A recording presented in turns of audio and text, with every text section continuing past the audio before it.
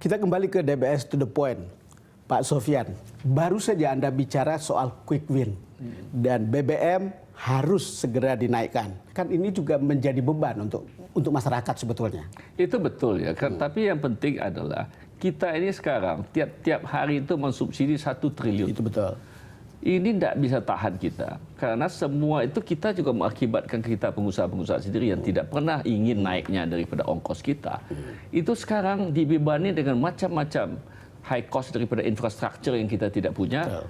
Kita harus juga membayar bunga yang lebih tinggi, karena sekarang dengan trade deficit ini juga kita membayar dolar yang juga lebih tinggi. Jadi semua itu mengakibatkan kita lebih banyak ruginya daripada kalau kita subsidi orang yang punya mobil, daripada kita subsidi langsung uang itu dipakai untuk rakyat membangun infrastruktur. Kalau kita bicara secara konkret, begitu harga BBM naik, apa sih yang kemudian terasa untuk saya? Tentu semua publik kan merasa ini beban.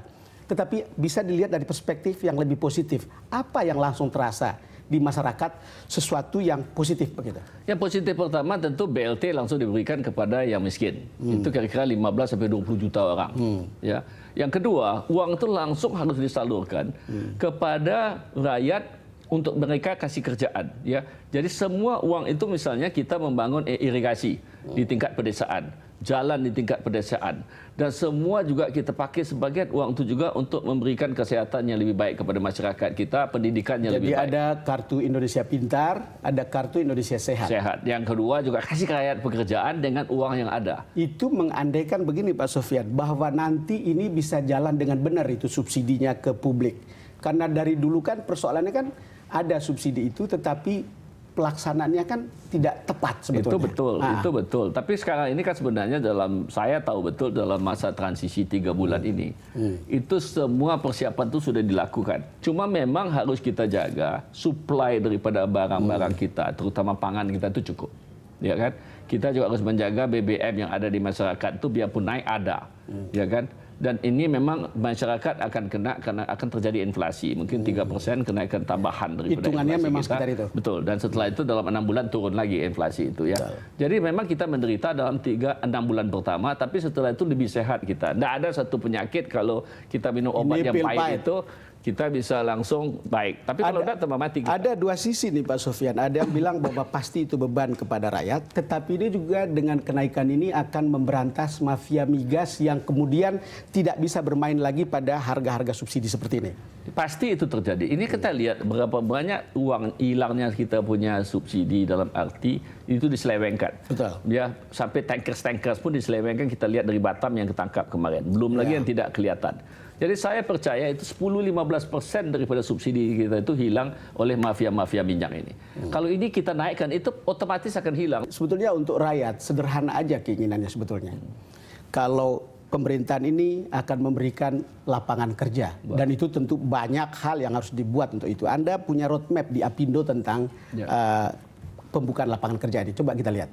Isi daripada roadmap itu tentu saja adalah bagaimana kita bisa membangun Indonesia ini dengan memberikan pekerjaan sekitar 3 juta orang tiap-tiap tahun rata-rata, dan ini yang akan kita berikan kepada, dan apa syarat-syarat yang kita mintakan kepada pemerintah di dalam kita berinvestasi, kita membantu sepenuhnya pemerintah yang akan datang ini dalam situasi ekonomi dunia yang juga sangat sulit hari ini. Saya ingin Anda mengulangi latar belakang kenapa statementnya seperti ini.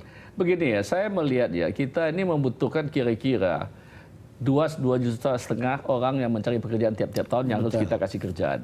Kita membutuhkan beberapa syarat untuk ini bisa. Maka itu kita menyatakan ada 5 sektor yang saya katakan tadi yang bisa kita pakai untuk kita bisa tumbuh di atas 7%, yaitu manufacturingnya, pertaniannya, ESDM-nya, kreatif industri, dan juga service industrinya dengan keuangannya. Pak Sofyan, kalau Anda kembali merefer ke janji kampanye Jokowi JK, lalu lihat kondisi seperti sekarang dengan kabinet seperti ini, Anda optimis bahwa itu akan terpenuhi atau bagaimana? Saya itu betul-betul takut dalam tahun pertama sebenarnya. Tahun pertama ini ya, luar negeri ini kita akan IMF bilang, World Bank bilang kita akan tumbuh turun sekali dunia ini. Karena lokomotif dunia seperti Eropa, China, Jepang itu menghadapi masalah semua. Yang kedua, kita di dalam negeri juga menghadapi masalah trade deficit karena semua yang namanya komoditas kita punya kekuatan komoditas kita itu turun harganya semua, kelapa sawitnya, batu baranya, karetnya dan lain-lain. Jadi semua di dalam negeri juga susah, luar negeri susah. Jadi tahun depan ini kalau kita bisa tumbuh misalnya antara 5,5% sampai 6%, itu dengan kerja keras mungkin baru kita bisa capai. Jadi yang ingin Anda katakan tahun pertama ini akan sulit, tapi tahun-tahun berikutnya saya percaya kita bisa lebih capai. baik. Ya. Nah, tadi Pak Sofyan bicara soal ekspektasi yang dulunya 9, sekarang menjadi 7. Ya. Ketika lihat gerak seperti ini, ekspektasi Anda berubah atau tidak? Saya bilang begini ya, ini hanya bisa dicapai kalau kita semua bantu dia bersama-sama. Jadi saya telah nyatakan kepada pengusaha-pengusaha, apapun ini pemerintah kita harus dukung dan kita harus mulai investasi dulu supaya luar negeri masuk, supaya kita bisa tumbuh seperti yang kita inginkan dan kita berikan kepada pemerintah contohnya.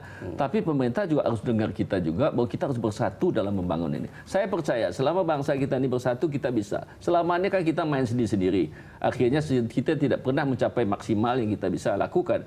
Pak Sofyan, terima kasih sudah datang ke DPS To The Point dan penjelasannya mudah-mudahan dipahami oleh begitu banyak orang. Dan di grup saya orang mengatakan mungkin sebaiknya adalah kita melihat dan memberi kesempatan agar kabinet ini bekerja. Ya, dan kerja keras dan berdoa. Terima kasih Pak Thomas. Terima kasih. Ya. Pemirsa, kita akan datang lagi dengan tamu berikutnya setelah Pak Sofyan Banandi. Tetaplah bersama kami di DPS To The Point.